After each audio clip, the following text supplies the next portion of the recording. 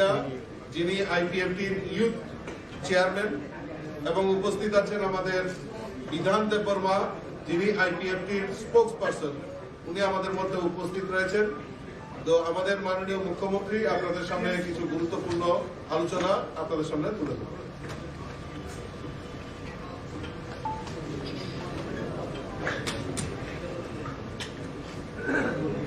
প্রিয় সাংবাদিক বন্ধুরা, সর্বপ্রথম আপনাদের শর্ট নোটিশে এখানে আসার জন্য ধন্যবাদ এবং স্বাগত জানাচ্ছি। আজকে যে প্রেস কনফারেন্স মূলত একটা বিষয়ে এখানে আলোচনা হবে এবং আপনাদের মাধ্যমে আমরা সমস্ত ত্রিপুরাবাসীকে আমরা জানাতে চাইছি যে 2018-তে আমরা আইপিএফটির সাথে অ্যালায়েন্স করেছিলাম এবং সেই অ্যালায়েন্স একটা কমন মিনিমাম প্রোগ্রাম নিয়ে আমরা সেই অ্যালায়েন্স করেছিলাম এবং সেই ভিত্তিতে সেই অ্যালায়েন্স করেছি। আমরা নির্বাচনে প্রতিদ্বন্দ্বিতাও করি, আমাদের সরকারও গঠন হয়, তারপর সেই আমাদের যে অ্যালায়েন্সের পার্টনার তারা আমাদের যে মন্ত্রিসভার সদস্য হয়। তো সেইভাবে আমাদের কাজকর্ম চলছিল। আপনারা সবাই জানেন, ভারতীয় জনতা পার্টি যখন কারোর সাথে অ্যালায়েন্স করে, কখনো ভারতীয় জনতা পার্টি সেই অ্যালায়েন্সকে ছেড়ে দেয় না এবং ইতিহাস সাক্ষী।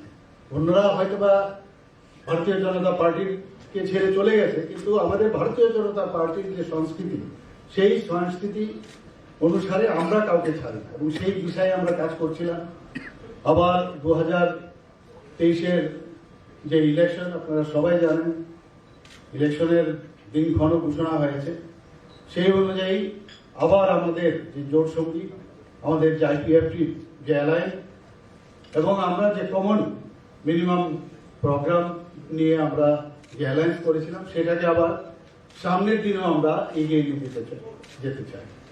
তো এইবার আমাদের যে অ্যালায়েন্সের যে সিট, যে বিষয়টা, সিট সংখ্যার, আসন সংখ্যা, আমরা 5টা আসন ওনাদের জন্য, ওনাদের সাথে কথাবার্তা বলে আমরা ঠিক করেছি। ওনাদেরকে 5টা আসনে ওনারা লড়াই করবেন এবং সেই আসন, কোন কোন আসনগুলো, সেগুলো আপনাদের সামনে আমরা রাখছি। নাম্বার 1 হচ্ছে টাকারজলা, নাম্বার 2 হচ্ছে রামচন্দ্রঘাট এবং আসারাম বাড়ি এবং কাঞ্চনপুর। সেইভাবেই আমরা, এবং সাথে আছে মান্দাই। এই 5টা জায়গায় আমরা উনাদের জন্য আমরা ছেড়ে দিয়েছি এবং উনারাও সেইভাবে রাজি হয়েছেন।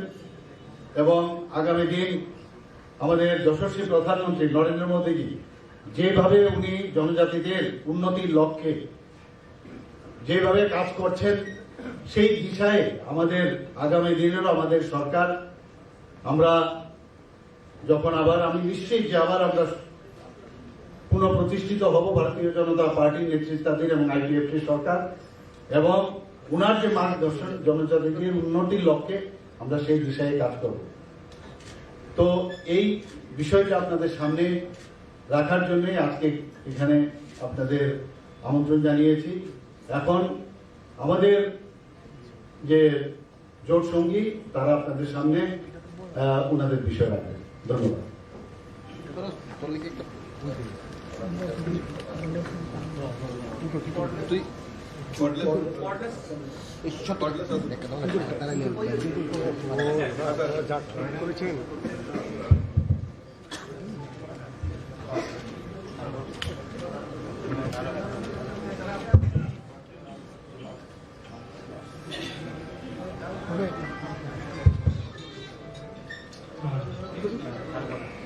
শুভ সন্ধ্যা। সকল মিডিয়া বন্ধুদের ধন্যবাদ জানাবো, কেননা আজকে আমাদের মূল্যবান সময়টাকে আপনারা সহযোগিতা করার জন্য। প্রথমে আমি ধন্যবাদ জানাবো আমাদের রাজ্যের মাননীয় মুখ্যমন্ত্রী শ্রী মানিক শাহ মহোদয়কে এবং ধন্যবাদ জানাবো আমাদের প্রাক্তন মুখ্যমন্ত্রী তথা রাজ্যসভার মাননীয় সদস্য শ্রী বিপ্লব কুমার দেব মহোদয়কে এবং ধন্যবাদ জানাবো আমাদের মাননীয় লোকসভার এমপি শ্রী রেবতী ত্রিপুরা মহোদয়কে এবং ধন্যবাদ জানাবো আজকে আমাদের এই প্রেস কনফারেন্সে উপস্থিত ত্রিপুরা রাজ্যের ভারতীয় জনতা পার্টির রাজ্য কমিটির সভাপতি শ্রী রাজীব ভট্টাচার্য মহোদয়কে এবং ধন্যবাদ জানাবো আমাদের সাথে উপস্থিত আমাদের আইপিএফটির রাজ্য কমিটির সদস্য তথা স্পোকপারসন শ্রী বিধান দেববর্মা মহোদয়। আজকে আমাদের প্রেস কনফারেন্সে আমি প্রথমে ভারতের মাননীয় প্রধানমন্ত্রী শ্রী নরেন্দ্র ভাই মোদীকে আমি ধন্যবাদ জানাবো, কেননা সকলের কাছে মনে অবগত আছে এবং জানা আছে মনে করি, কেননা আমাদের প্রাক্তন আইপিএফের সভাপতি তথা রাজ্যের মাননীয় মন্ত্রী শ্রী এন.সি. দেববর্মা মহোদয়কে সম্মান জানিয়ে পদ্মশ্রী অ্যাওয়ার্ড দেওয়ার জন্য রাজ্যের আইপিএফটি রাজ্য কমিটি থেকে এবং রাজ্যের সকল জনজাতি অংশের পক্ষ থেকে ভারতের মাননীয় প্রধানমন্ত্রীকে ধন্যবাদ জানাবো।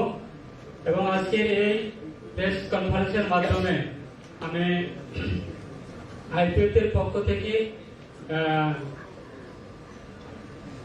জানানো চাই, কেননা বিগত 2018-তে আমরা আইপিএফটি এবং বিজেপি জোট সঙ্গী হিসাবে আমরা বিগত 25 বছর বাম অপশাসন থেকে মুক্তি পাওয়ার জন্য, রাজ্যের জনগণকে মুক্তি দেওয়ার জন্য আমরা আইপিএফটি এবং বিজেপি সর্বশক্তি নিয়ে জনগণের উন্নয়নের স্বার্থে এবং রাজ্যের জনগণকে মুক্তি দেওয়ার স্বার্থে আমরা লড়াই করে জনগণ আমাদেরকে সহযোগিতা দিয়েছে এবং জনগণ আমাদেরকে আশীর্বাদ দেওয়ার জন্য আমরা বিগত 2018 বিধানসভা নির্বাচনে আমরা মেজর সংখ্যা নিয়ে আমরা রাজ্যের ক্ষমতাতে এসেছি। আজকে বিগত 5 বছর আমরা পূর্ণ হয়েছি এবং এই 2023-এ আমাদের আইপিএফটির সিদ্ধান্তে, আমার ব্যক্তিগত সিদ্ধান্ত না, আমাদের আইপিএফটিতে বর্তমান আছে আমাদের মন্ত্রী তথা আইপিএফটির সভাপতি শ্রী প্রেম কুমার রিয়াং মহোদয়ের নির্দেশে এবং আইপিএফটির রাজ্য কমিটির সম্পাদক শ্রী প্রশান্ত দেববর্মা মহোদয় ওনার নির্দেশে আজকে আইপিএফটি রাজ্য কমিটি এবং কেন্দ্র কমিটি নির্দেশে আজকে আমরা আইপিএফটি এবং বিজেপি যুদ্ধের মাধ্যমে আমরা প্রেস কনফারেন্স করছি, কেননা আসন্ন 2023 ত্রিপুরা বিধানসভা নির্বাচনে আমরা পুনরায় বিজেপি এবং আইপিএফটি যুদ্ধের মাধ্যমে আমরা লড়াই করার জন্য আমরা সিদ্ধান্ত নিয়েছি এবং এই সিদ্ধান্তকে আজকে আমরা আমাদের প্রেস কনফারেন্সের মাধ্যমে সকল সাংবাদিক বন্ধুদের মাধ্যমে আমরা রাজ্য জনগণের কাছে আমরা এটাই জানানোর জন্য আমরা প্রেস কনফারেন্স করেছি। তাই আমাদের যে সিদ্ধান্ত আজকে নিয়েছি, রাজ্যের 60টি বিধানসভা আসনের মধ্যে আমরা গত 2018 বিধানসভা নির্বাচনে আমরা আইপিএফটি 9টি আসনে আমরা লড়াই করেছি। সেই 9টি আসনের মধ্যে আমরা 8টি আসনে আমরা জয়ী হয়েছি এবং আজকে প্রেসের মাধ্যমে আমি জানানোর জন্য প্রস্তুত, আসন্ন 2023 বিধানসভা নির্বাচনের জন্য আমরা বিজেপি এবং আইপিএফটি জোট মাধ্যমে আমরা 60টি আসনের মধ্যে আমাদের আইপিএফটির 5টি এসটি রিজার্ভ সিটে আমরা লড়াই করব বিজেপি এবং আইপিএফটি জোটের মাধ্যমে। সেই 5টি আসনটি আমি ডিক্লেয়ার করব।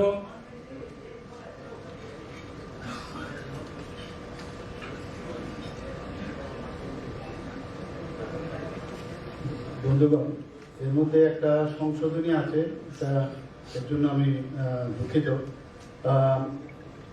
মান্দায় আমি বলেছি, মান্দায়ের পরিবর্তে সেটা 31 জুলাই বেরিয়ে।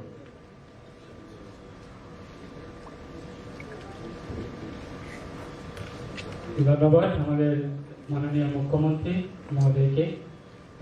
আমাদের 5টি আসনের মধ্যে রয়েছে 24 রামচন্দ্রগড়, 12 টাকারজলা, 60 কাঞ্চনপুর এবং 38 জোলাইবাড়ি আর 26 আশ্রমবাড়ি। এই 5টি আসনে আমরা আইপিএফটি এবং বিজেপি জোটের ক্যান্ডিডেটের মাধ্যমে আমরা আইপিএফটি এবং বিজেপির যারা বিরুদ্ধে আছে তাদের বিরুদ্ধে আমরা আইপিএফটি এবং বিজেপি জোটের মাধ্যমে আমরা প্রতিদ্বন্দ্বিতা করব। এবং সাথে আমি আরেকটি আপনার মাধ্যমে আমি রাজ্যের জনগণের কাছে আমি একটা শুভ সংবাদ পৌঁছানোর জন্য আমি চেষ্টা করব। কেননা এই 2023 বিধানসভা নির্বাচনে আমাদের ভারতের মাননীয় প্রধানমন্ত্রী ওনার আশীর্বাদে আমাদের 26 আশ্রমবাড়ি অ্যাসেম্বলি কনস্টিটিউয়েন্সিতে আমাদের রাজ্যের প্রাক্তন মন্ত্রী তথা আইপিএফটির প্রাক্তন সভাপতি শ্রী এন.সি. দেববর্মা মহোদয়ের তাইনের নেতৃত্বে, তাইনের সহযোগিতায়, তাইনের আশীর্বাদে আমরা 2018-তে যখন বিধানসভা নির্বাচনে ক্ষমতায় এসেছি, আজকে সেই জিনিসটাকে লক্ষ্য রেখে শ্রী এন.সি. দেববর্মা মহোদয় ওনার স্ত্রী, ওনার ডটারকে আমরা আইপিএফটি এবং বিজেপি জোটের মাধ্যমে আমরা ওই 26 আশ্রমবাড়ি অ্যাসেম্বলি কনস্টিটিউয়েন্সিতে নির্বাচিত করেছি এবং উনি কন্টেস্ট করবে এবং সেই প্রপোজালকে এবং ভারতের প্রধানমন্ত্রী শ্রী নরেন্দ্র মোদী মহোদয়ের ওনার প্রপোজালকে আমরা আইপিএফটি রাজ্য কমিটির মাধ্যমে এবং রাজ্যবাসীর মাধ্যমে আমরা ধন্যবাদ জানাবো। এত আমাদেরকে আশীর্বাদ দেওয়ার জন্য এবং এত আমাদেরকে সহযোগিতা দেওয়ার জন্য আমরা আইপিএফটির তরফ থেকে পুনরায় আমাদের ভারতের প্রধানমন্ত্রী শ্রী নরেন্দ্র মোদী ভাইকে আমরা ধন্যবাদ জ্ঞাপন করছি। এবং আমার বক্তব্য, ওনার নাম জয়ন্তী দেববর্মা, উনি আশ্রমবাড়ি 26 আশ্রমবাড়ি অ্যাসেম্বলি কনস্টিটিউয়েন্সি থেকে কন্টেস্ট করবে আগামী 2023 বিধানসভা নির্বাচনে। বাকিটি ধন্যবাদ। বাকিটি পরবর্তীতে ঘোষণা করব।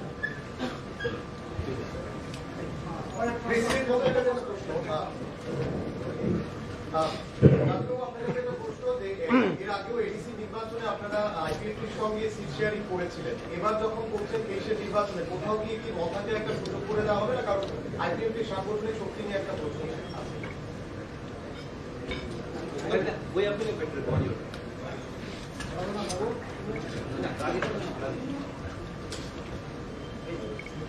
দেখুন, ভারতীয় জনতা পার্টি চায় এই রাজ্যের জনজাতিদের বিকাশের মাধ্যমে এই রাজ্যের সার্বিক উন্নয়ন সম্ভব।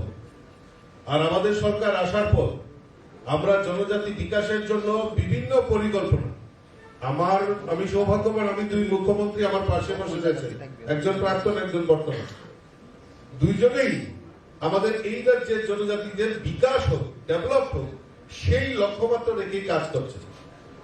আর আজকে যখন আইপিএফটিও আলাদা ত্রিপুরাল্যান্ডের কথা বলেছিল, এই 5 বছরে আমরা একসাথে সরকার আমরা পরিচালনা করেছি, কোথাও একদিনের জন্য আমরা ত্রিপুরাল্যান্ড, আলাদা ত্রিপুরাল্যান্ড নিয়ে আমরা কথা বলি। ঠিক সেই রকম গ্রেটার ত্রিপুরাল্যান্ড হোক এই ত্রিপুরা রাজ্যে, সেটাও কিন্তু ভারতীয় জনতা পার্টি সমর্থন করে। তো কাজেই আমরা চাই সবাই এই জনজাতির উন্নয়নের জন্য কাজ করতে। আমাদের সরকার আগামী দিন আইপিএফটি এবং বিজেপি জোট মিলে এই ত্রিপুরা রাজ্যের জনজাতিদের বিকাশের জন্য কাজ করবে। শুক্লাবাবু, আপনাদের ত্রিপুরাল্যান্ডের দাবি কি এখনো রয়েছে? কারণ আপনাদের জোট শরিক বলছে যে সেপারেট দাবি তারা সমর্থন করেন না, আগেও করেননি, আপনারা কমন মিনিমাম প্রোগ্রাম বানিয়েছিলেন। তো আপনাদের ত্রিপুরাল্যান্ডের দাবিকে কতটুকু অনড় রয়েছে? ধন্যবাদ। দেখো, একটা রাজনৈতিক দল হিসাবে আমরা পরিচিত রাজ্যের জনগণের কাছে আমাদের মূল দাবি এবং মূল উদ্দেশ্য আইপিএফটি যখন গঠন হয়েছিল যে আমাদের এডিসি স্বশাসিত জেলা পরিষদকে আমরা ভারতের সংবিধানে আর্টিকেল 2 দ্বারাই আমরা গণতান্ত্রিক পদ্ধতির মাধ্যমে, রাজনীতিকের মাধ্যমে আমরা রাজ্যের শান্তি সম্প্রীতি রক্ষার মাধ্যমে আমরা আন্দোলন করে এসেছি এবং আগামী দিনে আশা করি আমরা জোট সরকারের মাধ্যমে যেগুলি সমস্যার সমাধান করার জন্য ভারতের প্রধানমন্ত্রী শ্রী নরেন্দ্র মোদী ভাই উনি যেহেতু সহযোগিতা করছে এবং রাজ্যের মুখ্যমন্ত্রী মাননীয় মুখ্যমন্ত্রী প্রাক্তন মুখ্যমন্ত্রী ওরাও আমাদের যে সমস্যা সমাধান করার জন্য যেহেতু সহযোগিতা করছে সেই জিনিসটাকে আমরা লক্ষ্য রেখে আসন্ন 2023 বিধানসভা নির্বাচনে আমরা আইপিএফটি এবং বিজেপির যুদ্ধের মাধ্যমে আমরা লড়াই করার জন্য সিদ্ধান্ত নিয়েছি। ধন্যবাদ। আমার প্রশ্ন হচ্ছে টিপ্রাল্যান্ডের স্লোগান কি থাকবে কি থাকবে না শুক্লাবাবু? টিপ্রাল্যান্ডের স্লোগান কি থাকবে না থাকবে না? শুক্লাবাবু টিপ্রাল্যান্ড কি আপনারা ছেড়ে দিচ্ছেন? পরে আমরা প্রেস মিট করব।